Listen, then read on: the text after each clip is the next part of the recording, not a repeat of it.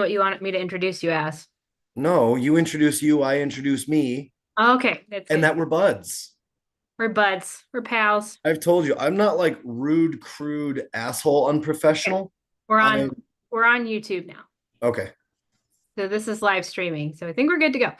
okay, So um you can introduce yourself first. okay. So Daniel Scavone Colt starting in horsemanship. Along here with Amy Skinner, Horsemanship.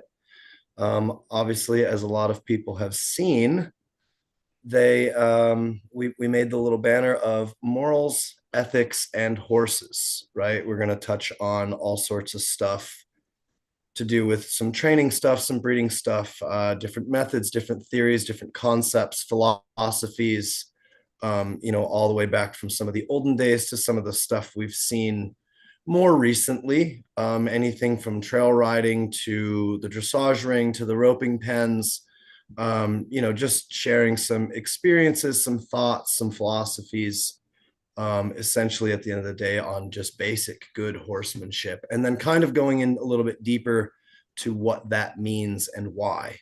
As far as what I do, I start a lot of young warm bloods. I've not been in this game for a super, super long time, but I'm enjoying everything I do so far. Amy here has been a lot more involved for a lot longer than I have. But so basic intro of me. Again, I start a lot of young horses. I've started getting into some of the like low level showing stuff, mostly for the youngsters to get some exposure. They'll go on to their competitor, their fancy competitors later on after they have got a good solid foundation. Um, and I kind of at the end of the day, what I've really gotten to do is kind of put the word out to the people that like to deal with me, like to learn from me. Um, is essentially I tell everybody we're not going to put any sort of expectation or timeline. Obviously, we have to do a good job, right? But one of the biggest pieces of the conversation I want to have today with Amy is what is that good job? Right. I think Amy would agree that everybody's idea of a good job would be something a little bit different. There's going to be some similarities. There's going to be some differences, but that does not mean that we have to go against morals, go against ethics. And that's kind of the topic of this discussion. So, yeah, I'm pretty simple. I'm currently in central Oklahoma, here to stay. And we have a really fun little setup with some opportunity to play with cattle. I have a dressage ring set up. So we do a little bit of everything fun, the best that we can down here. I do a little bit of teaching some of the clinics and things like that. I feel like I've learned from a lot of really, really incredible horsemen and women, as I think Amy would agree that she has as well. And yeah, this has just been on my mind a while. I contacted Amy to see if she would be up for something like that, essentially to just yell to the world, let's all be a little bit better. I told Amy when we first started talking about this that I'll stay tame because a lot of people know I spent some time in the military. I spent a long time riding bulls on some rodeo circuits. So I'm not, I don't have the greatest filter. I'm going to really try and tame that today with this chat, and people get passionate about something and they like to get a little crazy and wild and things like that. We'll try and keep it PG or PG-13 for everybody. But so, I'm super, super excited to be talking about some of these things. I've written down some chicken scratch in my notebook about just things to go over that I think will resonate with a lot of um, equestrians, whether it be from the rodeo circuit in the roping world, the barrel racing world, up to an Olympic dressage rider if they so desired, and anything and everything in between. That was kind of my thoughts for this entire thing. So I'd love to hear a little bit more on Amy's story. We've become pretty good friends, but I don't know a ton of your background. You want to you want to know about my writing background? A little bit of everything if you've got some Cliff Notes versions. Well, the quick version is that I learned to ride at a military riding school when I was 6. Because my father was Air Force, we were stationed in Caracas, Venezuela. So I learned to ride and speak Spanish at the same time. So that made for a lot of really funny misunderstandings. My favorite one, I'll just relay just for fun to get us warmed up, is in Spanish, the word for fingers and toes is the same. And I didn't know that. So you have the fingers of your hand and the fingers of your feet. And so my instructor kept telling me to raise my fingers up. And I was like, okay. And then she was like, no, fingers up. And so I'm like, okay, how much higher do they have to go? And I finally figured out that she meant my toes, put your toes up, so it was a lot of that. So I learned to jump when I was 6 in the military riding school style, which was quite intense. Always Sure. wanted to train. And so fast forward through long, boring stories. I ended up working my lessons off at barns, cleaning stalls and stuff until they essentially were like, well, you're young and skinny and stupid, so let's throw you on the horses that kill people because you're an expendable, basically, Of course. cannon fodder. So so I started riding problem horses in that way, and then I started to actually like want to learn more about training, and so I actively sought education on how to train problem horses, and that led me to my career of wanting to start young horses, do problem horses. And then after some years of that, I realized that I really needed, most of these horses needed rehab, not Sure. training. So Sure. that's where I landed, is in the land of rehab, and teaching people how to work their own horses. Sure. Wonderful. So then I guess that, Amy, that's a really, really good topic to start on. How often do we see horses that, like you just stated, need some rehabilitation, need some things fixed like that, versus the training? Yeah, that's a good question. And to be honest, I don't know the answer. I still haven't figured out if I ended up in rehab because horses actually needed rehab or because I'm just not good at training. Because I'm more than willing to admit I don't think I'm good at training. Because Okay. if you have a horse that comes in for um let's say I've got to teach this horse to canter and I have a deadline. I don't ride well that way. I Sure. get tense. I don't like the way I am when I'm on a training schedule. So Okay. there is a good chance that the rehab thing that I ended up in is just because I like things to be completely open-ended, to unpack everything that I need to unpack and do things so that I'm clear on what I'm doing Sure. before putting all the pieces back together. You know what I'm saying? Uh, Absolutely. I do believe some of those horses absolutely were a total train wreck and needed to be unpacked, but does every horse need to be unpacked? I don't think so. It's just that's the way that I like riding. Sure. So I just made a career for myself out of what I was good at and got away from what I was bad at? Absolutely. As most people should do. And that's kind of how you find your niche, if you will, right? Like if Yeah. somebody's really, really good at teaching a horse to spin fast and have a sliding stop, well, then they're probably not going to, go off and teach a ton of horses to go jump because they really, really like doing the other stuff, right? And that's just to me basic common sense as far as how our human brains work, right? With ourselves. Right. Now, kind of diving right into what this whole thing is about, let's talk a little bit on the moral and ethical high ground of the training deadlines, Yeah. right? What do you think about, and you just kind of said, right? It's kind of, you don't train well under those types of deadlines or pressure or whatever we want to call that. Um, when we have a deadline, is there a moral compromise, do you think? Yeah, well, I think if we're honest, if we look at the world of horses and the way that we've carved it out for ourselves, everything is set for our convenience or to assimilate into our society. The way Absolutely. that our barns are designed, the way, I mean, how many barns have you been to that the design was actually very horse friendly? Half the behavior problems horses have is because they can't see each other because they're not moving around enough, they're not eating enough, they're not whatever. Yep. So the training schedule is 100% for humans to be able to carve out how much money is this going to cost me and at what time can I expect it.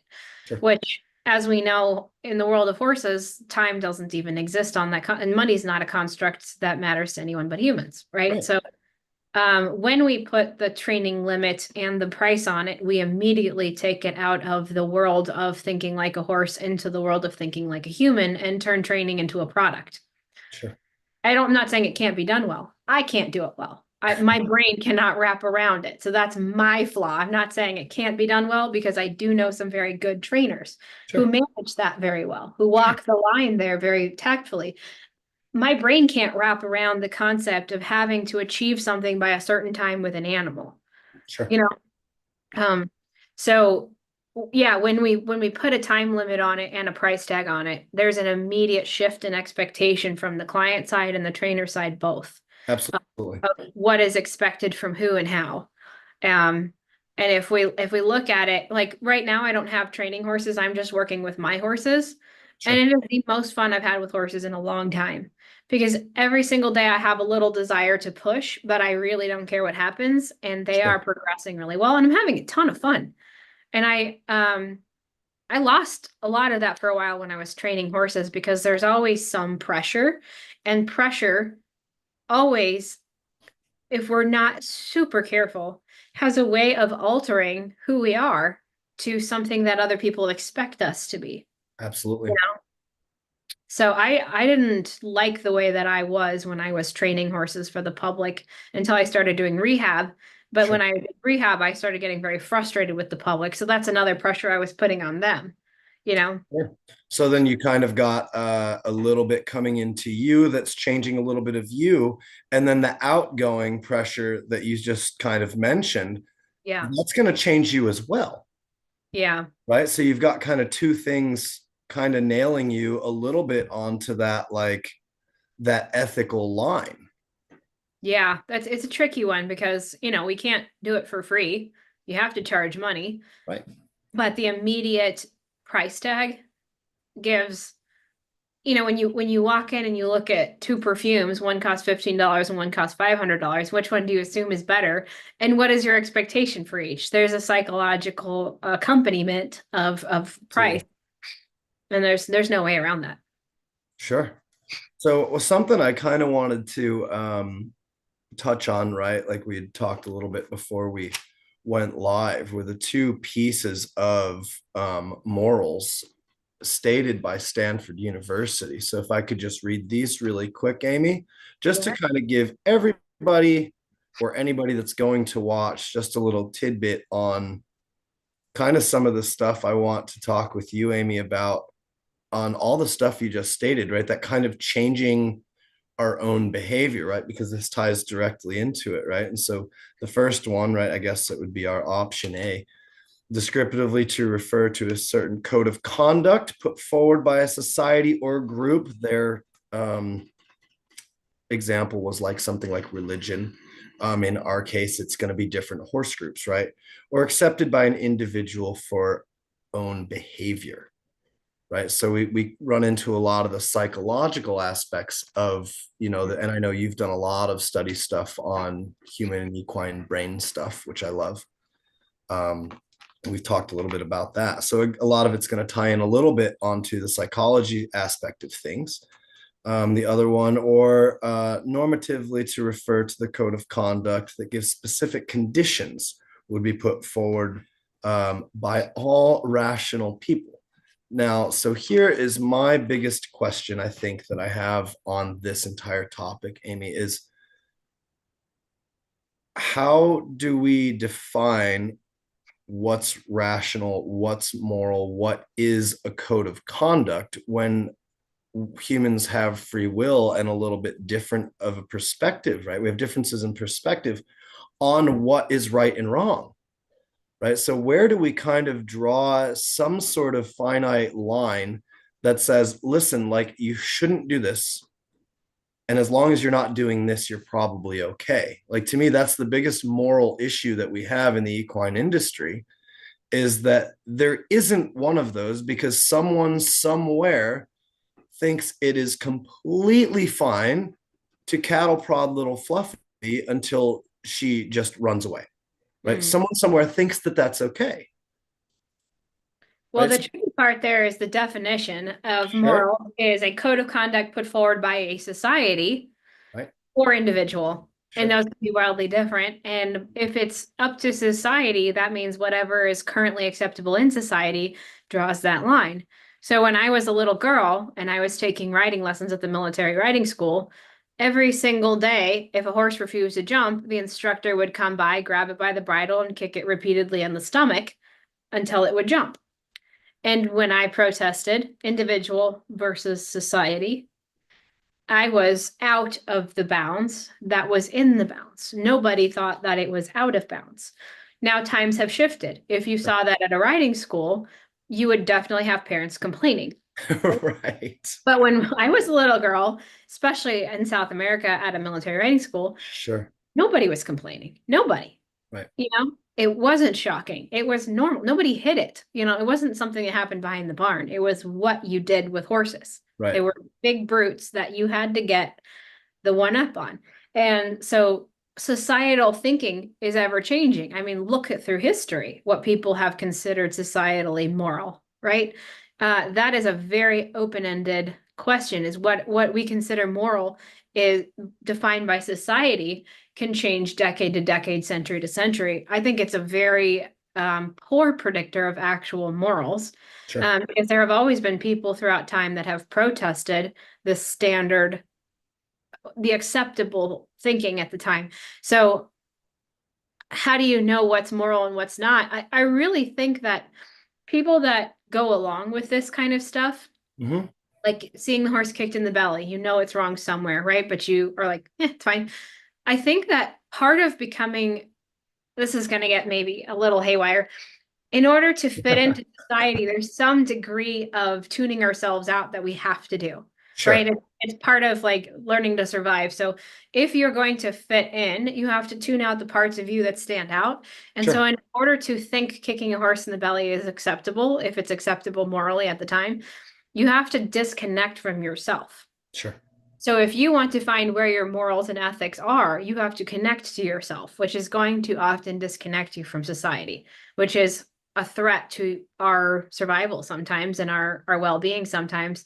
But how do you know where the line is of morals and ethics? I think you have to connect into yourself quite deeply to actually feel, because when you're a little kid and watch a horse get kicked in the stomach, you feel pangs, Yeah, right? And absolutely. then Sure. through repeated conditioning, adults condition you to not feel those pangs Sure. to the point that you can become an adult who feels no pangs.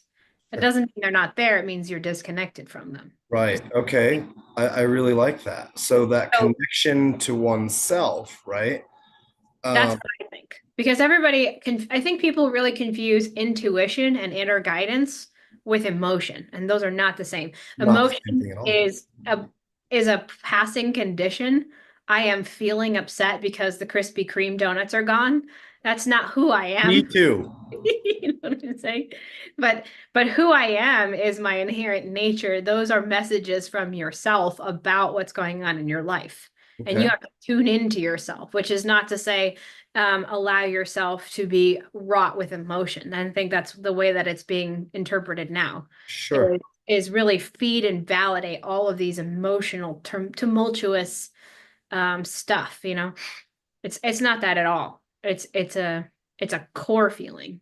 I don't really have Sure. the right words to explain it, but that's No, that's the, how. the, the core feeling is a really, really neat way to put it, right? And like you kind of said, when it comes to morals and ethics, right? Like children are pure Mhm. and they learn right and wrong, right? So how would one tap into that kind of inner self to get back to that connected level to say, okay, I do know this is wrong and I shouldn't ignore it, right? Again, let's use that perfect example of kicking that horse in the belly, right? I think anyone and everyone can agree there's Mhm. been a time where they've kicked a horse in the belly. It is what it is, Mhm. right? The difference to me in that moral code is that acceptable as a behavior or was it something that just needed to happen in the moment? Your right? question was, how do we tune into ourselves to find out what's acceptable to us? I mean, kind of, right? So I guess essentially, how do we go back to being that 5-year-old kid that sees that horse get kicked in the belly and say, "Holy smokes! Like that wasn't really a good deal." Well, when you're a 5-year-old kid, you don't have the layers of assignments the world has given you, the layers of identity that the world has assigned to you. Sure. You are looking at the whole world through fresh eyes. My kids notice everything everywhere. When we're out there like hawk, immediately they point out the hawk because they're looking at the world completely fresh. And they say things in the funniest way sometimes because it's the first time they've seen it, right? Sure. Like when my daughter was crying the other day, she said, I have water eyes, and nobody has told her to say it another way. So she's looking at the world through fresh experiences because she doesn't have an identity yet. Right. And the world is obsessed with identity. I identify with Absolutely. my job. I identify with my gender. I identify with my nationality, layers Right. and layers and layers. So each person is 30 layers deep of identity Sure. that the world has assigned to them or they've taken on, right? Each one of those layers brings us more into an individual disconnected person rather than like this is where Zen Buddhism and all of these other spiritual teachings throughout all of history have gone on about is the difference between yourself and who you think you are, right? Like the individual I versus there's always a you watching you, right? You're thinking your thoughts, and then Right. there's somebody watching you thinking your thoughts, right? So, and I think that in order to connect to yourself, you have to become aware that you're not your hat, you're not your job, you're not your horse trainer status, you're not your bank account. You are an individual that once was a 5-year-old person looking at the world, and you have to figure out how to do that again. That it's Absolutely. always in there, kind of hanging out, waiting. Sure. Um, but like, I don't want to get too esoteric, but the thoughts that we're thinking are not original. We have to realize that the thoughts we're thinking most of the time have been put into our heads by society, right? Like if you speak another language and live in another part of the world, you'll think totally different thoughts. Sure. It's because they're being conditioned and fed to you, and we're not even to become aware of yourself, you have to realize that. Absolutely. You have to get back to being a 5-year-old kid looking at the world as a 5-year-old kid does before the whole world starts to say, "Oh, you're not really hurt, quit crying." Be a man, be a girl, be a Right. whatever, Right. sit up straight, all that stuff. Sure. That you're not your identity. You are there's something else in there. Sure. We hear all the time, right? Is one of my favorite, I guess, kind of generalizations is like we can't have an ego with a horse, right? Or like don't be too prideful with a Mhm. horse, or something like that, right? That whole idea of we're not going to be rough, tough, and dominate, right? Because that's part of the ego, et cetera. And there's so many different characteristics to deal with that. And I feel like a lot of the like moral compass stuff comes from that, which again kind of comes back to what you just talked about with that identity. Mhm.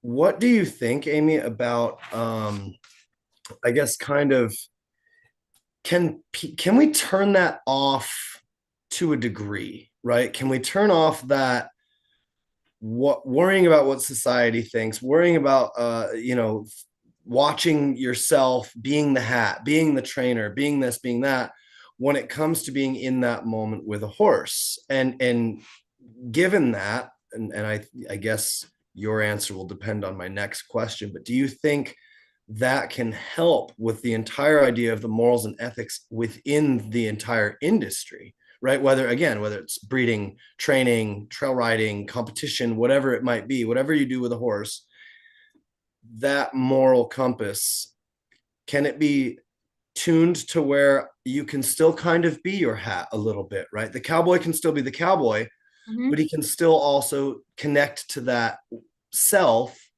and go back to that 5-year-old kid and say, man, like, yeah, I'm pretty tough, but also at the same time, I don't want to be too tough with my horse. Does that make sense? Yeah, I think an actor knows they're playing a role and doesn't identify with it. Sure. I think you cannot give up your ego and participate in society. I really don't think so. Sure. But I think you can be aware of it and get control of it, and it doesn't have to be a bad thing. Ego is what gives us individuality. Ego is what gives me the drive to go out and do a clinic and have people come and buy my book. You know what I mean? If I didn't have any ego, I wouldn't have written a book with my picture on it. You know? But A wonderful picture, by the way.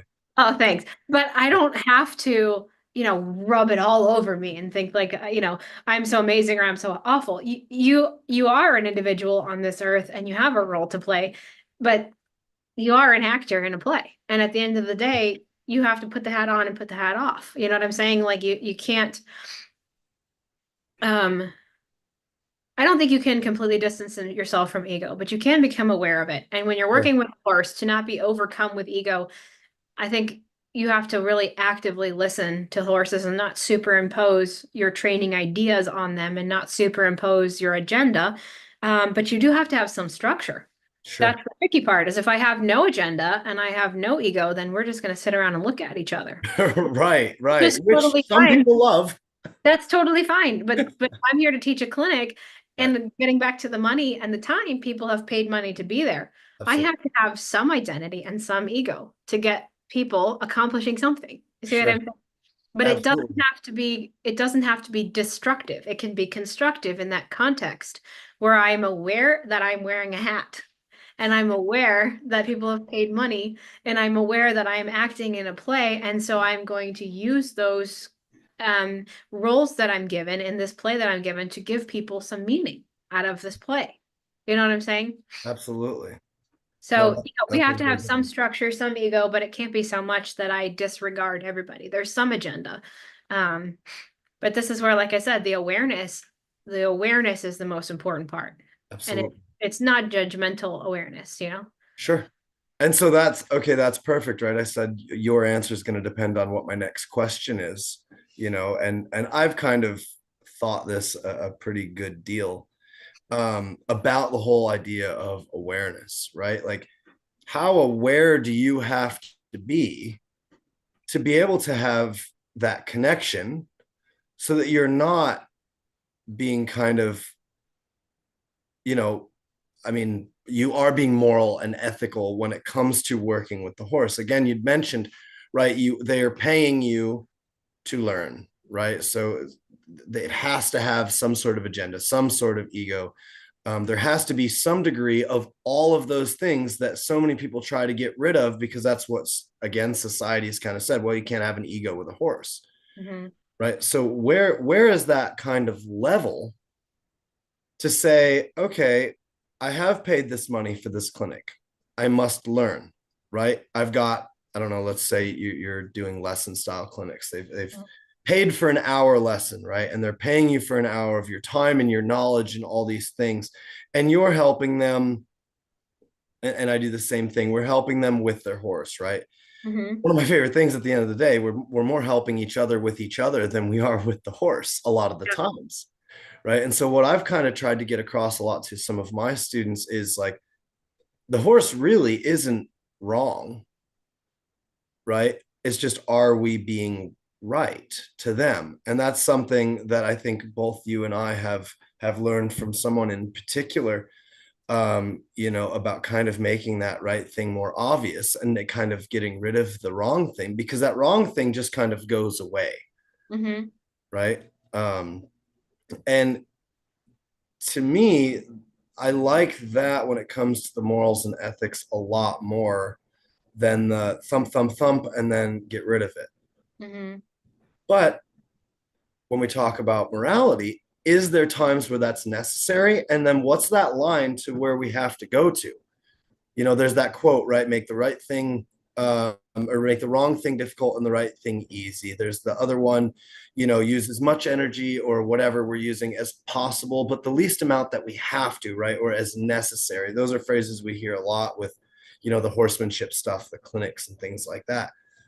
But how do we kind of help the people tap into that line of, okay, yes, here's the amount of energy that might be necessary, but it might need a little bit more. Is that Like line of a little bit more immoral or unethical? if Right? the barn's on fire, it's unethical to not get the horse on the trailer. Sure. See what I'm saying? It's Sure. context. Context is Context. king here. So Absolutely. if the barn's on fire and you're like, come on, Fluffy, please, for me, you're going to let Fluffy die because of not putting enough pressure on him, right? But Sure. then after that situation, we really have to look at why did it take so much? What have we missed? Why did it take so much to get him on the trailer when I should have prepared him better, right? Absolutely. And so context is really important, right? How much time and where is this going? Because when we apply pressure, we have to think of the outcome, not of today, but of forever, Sure. right? And I think that a lot of horses who are under pressured, people are afraid to make uncomfortable, are the one in the barn fire that aren't going to get in the trailer. And Absolutely. that happens at every clinic where people tell me, you can't put pressure on him or he freaks out. I'm like, that means he doesn't understand it. And that means that somebody has failed him Sure. because it doesn't mean that we overpressure horses all the time. But if the horse can't cope with the facts of life, that a gate means stop, don't run through the gate, or that a line means go forward. And these Sure. are the horses that truly will run through gates. They'll kill themselves because they haven't been taught pressure. It's unethical to not get that horse on the barn by any means, on the trailer by any means necessary if we have to save his life. But we Right. have to really look at why did it take so much at that situation because of the failing of the Sure. education Sure. coming before that. Now, if I'm in a lesson and I have a horse that is upside down and backwards, so this is somebody's brought me a clinic horse, okay? And horse is upside down backward, responds to no pressure, completely coming out of its skin if you even look at it sideways. And I've got a lot, but there is no need for me to upset this horse any more than he already is. And so at that point, it is unethical to make him go forward by means of excess pressure because when he goes home, I'm not there with him. And his life is going to go right back to the same language he's speaking. You see what I'm saying? Absolutely. So Absolutely. in that context, it's not essential or necessary or even really that ethical for me to upset him more than he is just to prove a point. So, Sure. Well, right. And just to prove a point, that's a big one. yeah, because he's not my horse. I'm not going to live with his owner. He is the way he is, not because of anything that I can fix in 1 hour. Sure.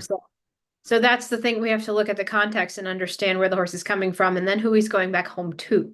If Sure. he has to get in a barn, if he has to get on a trailer, then, we'll use the human chain if we need to, like whatever it takes. Sure. Doesn't matter. But if I'm just trying to teach him concept from a lesson, then, you know, there's not enough need there to make that Sure. line make that line ethical, I think. Sure.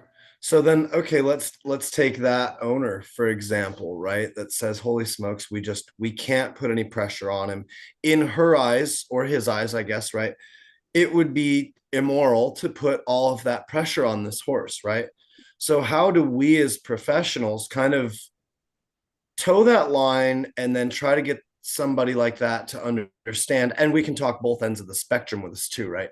Yeah. uh, get them to understand, hey, we can do this morally and ethically and not be like just super pricks to our horse, Hmm. right? But also at the same time, say, but we are still being as kind as we possibly can, right? Because to me, like when it comes to a horse, that's the moral high ground. I always just want to be as kind as I can be, Yeah.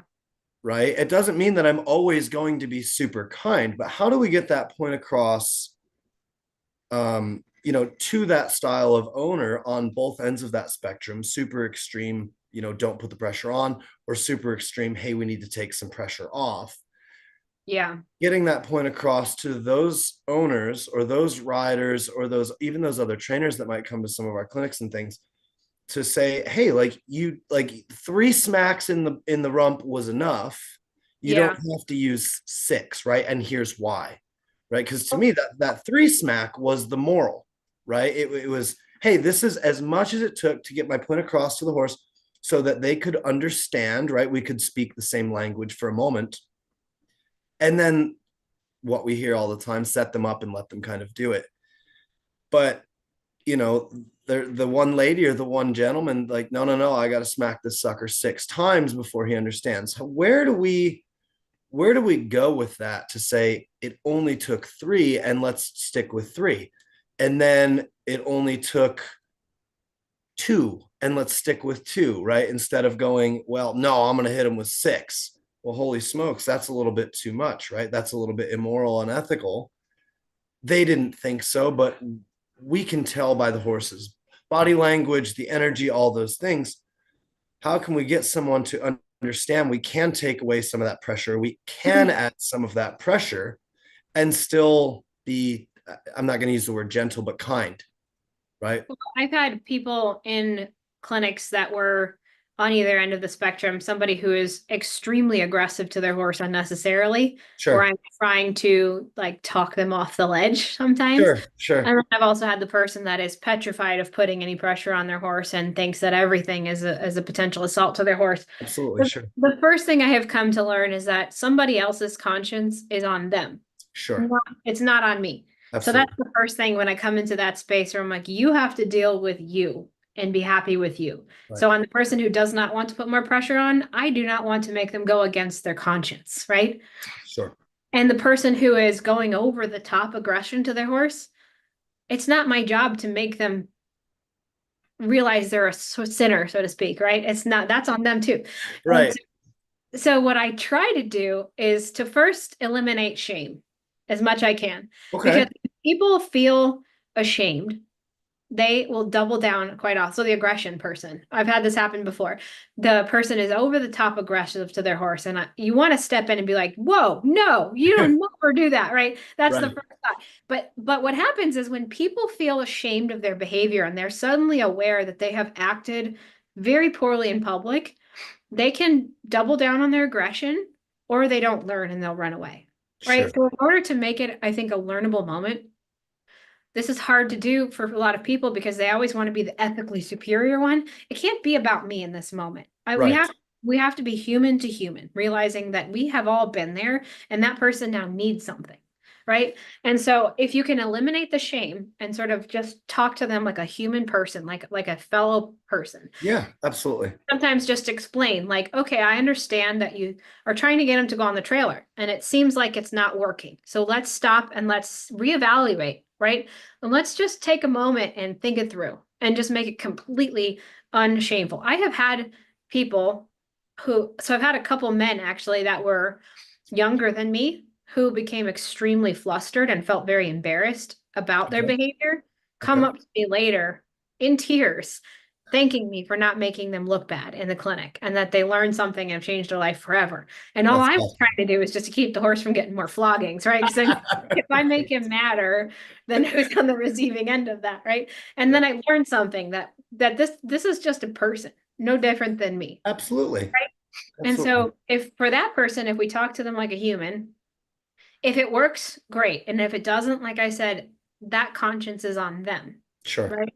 But I don't need to make it a spectacle at that moment to make it about me being an ethically superior person. Sure. Of course, I want to protect the horse. And that's why I'm going to I'm going to have the terrorist negotiations, right? Because it's not about me, it's about the horse. So I don't need to look like the savior. I want the horse to come out okay. And if the person can feel okay, the horse can feel okay. You know? Absolutely. So I really do believe that.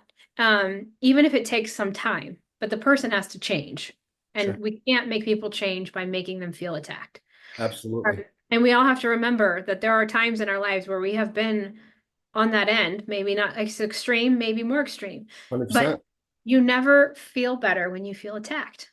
You Right. feel worse, right? So Right. um, I think that that's important. And then on the case of the person who is not putting pressure on the horse when they probably should, um, the best I can do is to explain short-term comfort versus long-term comforts. Sure. Sure. I love that. There is the discomfort now of teaching the horse to go forward, but the long-term comfort of being able to be safe if there's a barn fire, if they have to lead, if the farrier has to handle them or whatever. And so if I can make that clear, then the person can take that forward and make their decisions. He may be a little uncomfortable now, but his life, he's going to feel more peaceful. He's going to feel happier. He's going to like you better. Absolutely. And Versus you're that's going to the make him ethic. happy right now, and he's going to be miserable and anxious forever in his life. Which Right. one do you want? Right. And and then that's on you. Not a, Absolutely. because he's not going home. You give that person that choice, Mhm. right? Again, kind of going back to, like you just said, not making them feel ashamed for making any decision in that moment, but now you Right. have that choice, right? And to me, that, like, the moral and ethical piece of that is what's best for the darn horse, right? Yes, like you said, it might be a little uncomfortable now. Doesn't mean I have to, beat him halfway into the grave, Right. right? Because that would be a little immoral, unethical, that kind of thing, even in the now, Right. although to the horse, it might seem like that's what's about to happen for a moment. But setting them up for that long-term success where they're safe, where they're being handled by the farrier correctly, things like that. To me, that then bringing that energy, that intensity up right now is the ethical and the moral thing to do, because it's going to affect him for the rest of his life. And now he's not trying to kill the poor owner of the farrier, right? Exactly. So do we have a little bit of that disconnect in the now and the long term? And why do we have so many, I guess we can use owners as an example, right? Horse owners, whether it be somebody that comes to our clinic or somebody that never takes a lesson in their life, whoever it may be, these owners that, why do people not want to see that long term thing? Like, I think it goes down to some of the comfortability in the now, but feel free to correct me if I'm wrong. Why do we not have the, okay, we can make this a little uncomfortable right now and it's going to benefit in the long run, being the hopefully moral and ethical thing for the horse's well-being? Well, I don't think you have a lot of professionals modeling that Why? because it doesn't work. It doesn't sell.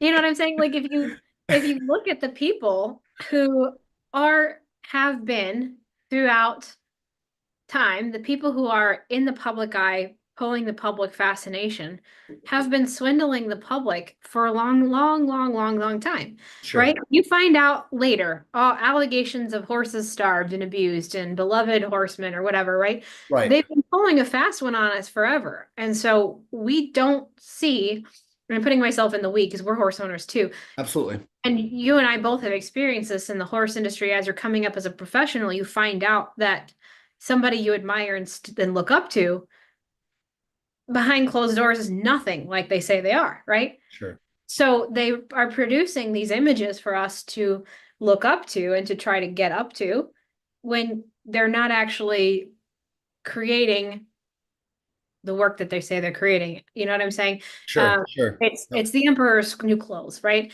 Everybody that we are, not everybody, but plenty, enough people who are at the top of the industry.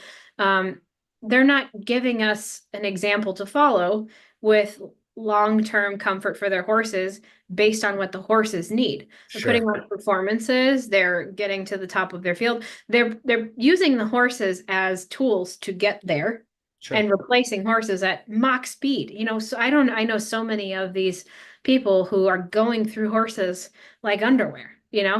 And it's because they're utilizing them as tools to look good in the public eye instead of actually working for the horse. So why does the average amateur not know how to provide long-term comfort for the horses? Because where are you finding it taught? A little here and there, Right. right? Right. So what about, okay, and this might be a crazy wild concept. I of course don't make anything up. I just kind of think things. Can the stuff for the top notch, right? I mean, we're talking top level of anything and anything to do with a horse, be done in the manner that they want portrayed, right? Like you just said, behind closed doors, it's different. I actually have that underlined on my little notes of something to talk about you with, was the whole idea of, like, are things the same behind closed doors as they are in the public eye? Obviously, the idea of horse stuff in the public eye is relatively new in comparison to history, right? Video cameras, cell Yeah. phones, right? Yep. Social media, all those different things, right? I feel like that disconnect then, right, just from a logical standpoint, must be somewhat new. You were either, pardon the French, shitty to a horse, or you weren't, Right. right? Because you didn't have, nobody had that access to be able to see in the blink of an eye, what was going on behind closed doors or in the public eye, because there really wasn't a public eye unless it was at a show or at an expo or things of that nature, right? I mean, I think back all the way to like, I don't know, Greece and Athens and the Spartans and things like that, right? Like those dudes fought for, our entertainment, right? The human entertainment. So human entertainment has been going on since the dawn of time. We know that, right? Do you think that even 1,000 years ago that there was still the behind closed doors things, or do you think it has been more of a shift in morals and ethics because of that? I think it's been going on forever. We just capture it on camera and put it on the internet now. I, Sure. I truly don't believe back in the time of the Spartans they had perfect morals and treatment toward Of each other. course. It's Right. just now we can put it on Facebook. Right. You know, Right. yeah, can we produce top tier horses and maintain integrity? Yes. But I Sure. think that the strive for fame and fortune, or even on a lower level, like at my level and your level, is can I pay my bills this month? Right. That strain can drive us quite easily to do unsavory things. Absolutely. Sure. And so, can you produce top tier horses? Like, let's say my pipe dream is to open a riding school. I'd love a small breeding program and a riding school where my Nice. horses are highly trained. This is like in some imaginary world that I'm going to live in, is where I have 10 to 30 perfectly trained school horses for the public to come and ride on. Yeah. They'll all be beautifully handled. Nobody will ever get yelled at. The horses will all handle well. And then all of my stallions will be treated perfectly. So, how am I going to maintain integrity in my handling? Well, I can't hurt for money for the first one. Sure.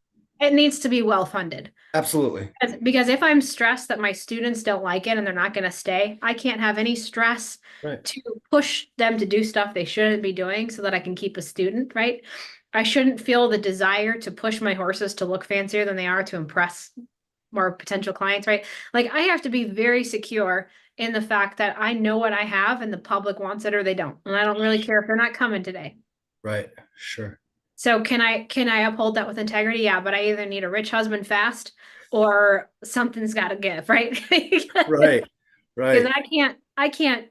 I couldn't even keep a healthy lesson program with my like I have a pretty public platform and I've been throwing my ideas and thoughts out there. And every Yeah. single day I get like, oh my God, I would love to have a teacher like you. Well, my students won't even show up once a week because it's too Right. hot, it's too cold. This is too boring. We're not getting anywhere. How many times am I gonna have to practice the same thing? I couldn't keep my farm paid for with with all of that. You see what I'm saying? So Sure. did I compromise my morals? No, but I went basically out of business. You know what I'm Right. saying? So Sure. so Sure. something has to give. You're either going to lose your ass or you're going to have to compromise somewhere. And I've been living off of my own training income for a long time, and that's not giving me a whole lot of, Sure. you know what I'm saying? Sure. And okay, so that's a kind of a nifty little point. I was having a conversation with someone the other day. Actually, I think it was my girlfriend, right? Who is not a horsey person. She is new completely with me to horses, right? So there's no preconceived notions. There's no previous ideas of like what a barn needs to be or what a horse needs to look like, right?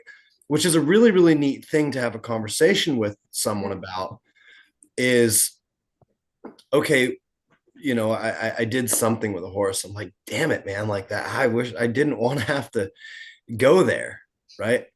And then I was asked why. And that was kind of what really, really sparked. I was like, Amy, like, we got to have this conversation, right? Because of that question of why Yeah. that she had asked me, I said, holy smokes, right? This is an entirely on a moral and ethical kind of spectrum. And where am I? Right? Am I willing to do that for like just like you said, right? I'm not going to train the movement above and beyond. Hmm. That you just said that, right? You're not going to compromise your integrity and what you believe just to make that horse look fancier. Hmm. Okay, so then Amy, I ask you the same question: why? Why are you not going to do that, right? And I think I already know the reasons why, but I'd love to hear your thoughts on why will you not do that? What if it Well, made you more money, Amy? it probably would. Yeah, it probably would. Um, it didn't really help me financially to do that because the trainers in the area all thought of me as an uneducated trainer. That because Sure. I wasn't producing higher Sure. level movements as fast as they were, that I wasn't educated, Right. which my ego was wounded, right? I have an ego and it didn't like that. It was like, I know what, of course that fired up my ego. And there was definitely an urge to prove myself that like I have a classical education. I work very hard at it. Right. And and I can see all the flaws in your guys' work. Yeah. That's ego talking, right? Sure. But at the end of the day, it's that 5-year-old little girl that's on the horse that knows what the horse feels inside Yeah. and that it's my friend and that I can't betray that friendship. Right. Even if the client has to take that horse home and send it to one of those trainers, it's going to do that to them, which happened all the time and crushed me. Sure. That Sure. horse, I see that that horse too. and I were friends. You know what I mean? It was my friend that I fed and I loved and I cared for. And Right. it came to me full of pain and heartache, and we became friends, and all that pain and heartache melted away. And Sure. because I didn't compromise my integrity, that horse went to a trainer that did something 10 times worse than I would have done. And Sure. plenty of my trainer friends actually told me that it isn't nice of me to do that to horses because they're going to go back into the world. Right. They might be right. I don't know. I just couldn't make myself do it. Sure. That whole future standpoint is really, really hard because that horse might be stoic enough where they needed one thing that you weren't doing quite fast enough. And like it wasn't the end of the world, Right. right? It would have compromised some of our integrity and we might have felt a certain way about that and said, man, like that's But the horse might have been better off if I had done that. absolutely You know what right. I mean? And I can still think about some of those horses that it's like getting thrown into cold water. They were Right. being ridden by me, doing the things that I do, and Right. then wham, next thing you know, they're at another training barn and they're being ridden in that way, which must have felt just so shockingly different that I Absolutely. don't think I did them any favors by riding them the way that I did Sure. because their owners weren't going to commit to it. You Right. know? Right. Sure. Sure. And we're not going to be able to force anybody to do that either. Right. Nope. So it's like when you combine the three topics of this entire discussion, like it's super, super, and that's kind of why I wanted to have it. Like this is a really hard idea, Yeah. right? This is a super, super hard idea. And everybody, like you said, everybody wants to be, that everybody wants to kind of love their horse, Yeah. right? No matter what. And I see it, not to specifically call out, but I see it a lot in the barrel racing world. Is Mhm. that I mean, I have never seen a group of people that genuinely think they love their horse more than they do. Mhm. And then I see some of the gadgets on their head. Mhm. And I'm like, Could say the that's same like in the massage that world that for sure. I mean it's in every world, right? Absolutely. I just with the NFR going on right now, I see a lot of stuff coming up on Facebook and I'm like, holy smokes. But I mean, there's pictures of them laying down in the paddock with their horse. I mean, top level like they do love their horse, but at the end of the day, they have to win. Yeah. Right. So it kind of goes to that whole idea of I compromise. love you if it's conditional. Yes, right. Mhm. And that's kind of like being like, golly, man, I just really, really love my significant other. Whack. Well, yeah, but look at the world of human relationships. How many people do you know whose parents love them unconditionally? I love you even though your grades are crap. I love you even though you didn't go into the military. I love you even though you did go into the military. Society. I love you even though you quit your job and took on performance theater. Right? Right. Right. So then Like our going back to your spouses idea of are not. society stuff, right? Yeah, exactly. And that Yeah. that makes it super, super hard. I had something down here that actually was really, really good on that piece. Let me find it. I hate to bust your bubble, but I have an appointment at 3, so we got to get all We the got to problems. finish this We up, got right? to get the problems of the world solved in 7 minutes. That's cool because that was literally the last thing. It's like, where do we, in the next 5 minutes, I think we can totally cover this topic is where do we start to help people to fix some of this stuff, right? Where do we help a little bit on the like center moral, the center of the spectrum with morality and things like that? Like, how do we do that? Well, I think it's just what your girlfriend did is ask why. Why? Sure. Everything, all the time. My daughter's 5 years old right now, and all day long. Why, mommy? Why? Why? Why? Why? Why? And it's easy to be like, I don't know, shut up, right? But Sure. why is the best question there is. Sure. Why?